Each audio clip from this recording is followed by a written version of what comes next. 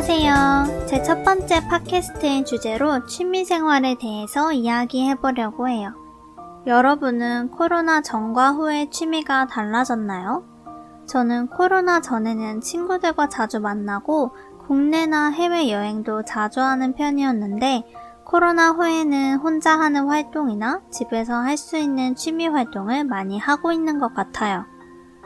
최근에 이것과 관련된 기사를 읽었는데 코로나로 인해서 문화활동, 야외활동, 대인관계 활동이나 외식은 크게 감소한 반면 영상 콘텐츠 시청, 요리, 집에서 할 수 있는 취미 활동이 크게 증가했다고 하더라고요. 사실 저도 문화활동이나 야외활동은 거의 안 하고 집에서 유튜브를 보거나 영화나 드라마, 예능을 보면서 시간을 보냈던 적이 많은 것 같아요. 영상 말고도 웹소설이나 웹툰도 정말 많이 봤던 것 같아요. 코로나가 심했을 때는 영화관이 실내이고 사람들도 많고 음식도 먹을 수 있다 보니까 사람들이 영화관에 많이 가지 않았어요.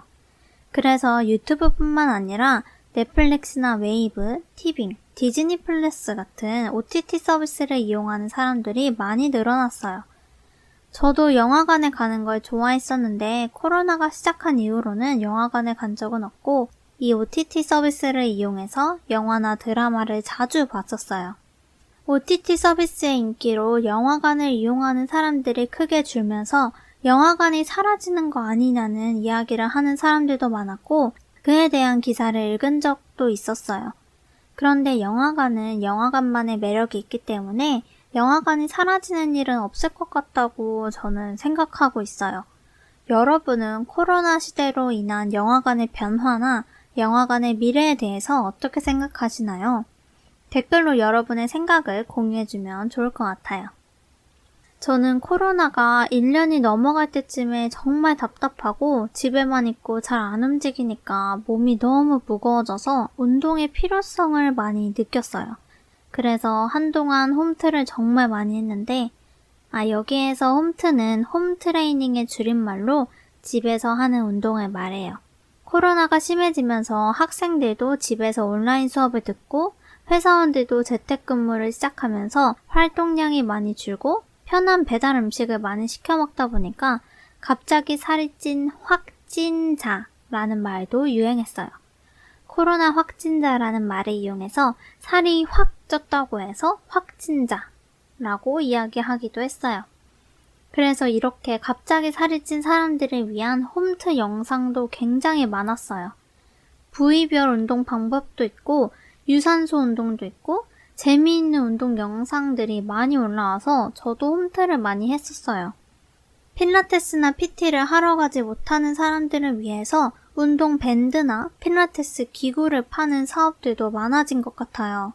그래서 굳이 운동하러 나가지 않아도 집에서 운동할 수 있는 기회가 많아져서 좋은 것 같아요. 사실 그런데 저는 의지가 약하기 때문에 가서 하는 게 좋더라고요. 그래서 코로나 시작 전부터 지금까지 꾸준히 필라테스, 요가 학원을 다니고 있긴 해요. 저는 원래 집에 있는 걸 좋아하는 편인데도 집에만 있다 보니까 굉장히 답답하더라고요. 그래서 집에서 할 수 있는 것들을 많이 해봤던 것 같아요. 코로나 이후로 여러 온라인 강의가 많이 생긴 것을 봤었어요. 언어 교육뿐만 아니라 베이킹, 그림 그리기, 목걸이나 팔찌 만들기, 비누 만들기 같은 만들기 강의부터 아이패드로 그림 그리기, 게임 개발하기, 어플 만들기, 포토샵 등 프로그램에 대한 여러 종류의 강의가 많이 생겼어요. 저는 여기에서 베이킹이랑 비누 만들기를 해봤었는데 강의를 살 때도 재료도 같이 사면 택배로 받아서 만들 수 있어서 개인적으로 따로 준비할 것 없이 편하게 할 수 있어서 좋았어요. 그래서 지금 한국에서 여러 종류의 강의를 들을 수 있는 웹사이트가 많이 생기고 있어요. 그래서 취미뿐만 아니라 자기계발로 회사나 학교가 끝난 후에 자격증 수업을 듣는 사람도 많은 것 같아요. 만들기 강의를 듣고 작품을 만들어서 그것을 파는 부업을 하는 사람들도 많이 봤어요. 다양하고 유익한 강의들을 손쉽게 접할 수 있어서 취미나 자기계발을 쉽게 할 수 있는 시대가 온 것 같아요. 그리고 코로나 이후로 생긴 저의 새로운 취미는 언어를 배우는 거예요. 코로나 전에 언어를 배운다는 것은 저에게 학원에 가서 배우는 거였어요. 그래서 실제로 저는 영어회화 학원에 등록해서 학원을 다닌 적이 있었어요. 그런데 코로나가 심해지면서 학원에서 수업을 들을 수 없게 돼서 많이 아쉬웠어요. 그리고 제가 온라인 언어 교육 플랫폼에서 한국어를 가르치게 되면서 처음으로 언어 강의를 온라인으로 들어봤어요. 코로나 전에는 원어민에게 온라인에서 1대1로 언어를 배우는 게 조금 낯설었었거든요. 그런데 강의를 한두 번 듣다 보니까 언어 공부하는 게 재미있어져서 요즘은 일주일에 한두 번 정도는 꾸준히 듣고 있어요. 사회적 거리두기가 시작된 이후로 학원도 많이 닫았었는데 그래서 온라인 교육 플랫폼을 이용하는 사람들도 많이 늘어났다고 말하는 기사도 봤었어요. 여러분들은 온라인에서 언어를 공부해 본 적이 있나요? 해본 적이 있다면 장점이나 단점을 댓글로 공유해서 같이 생각을 말해보면 좋을 것 같아요.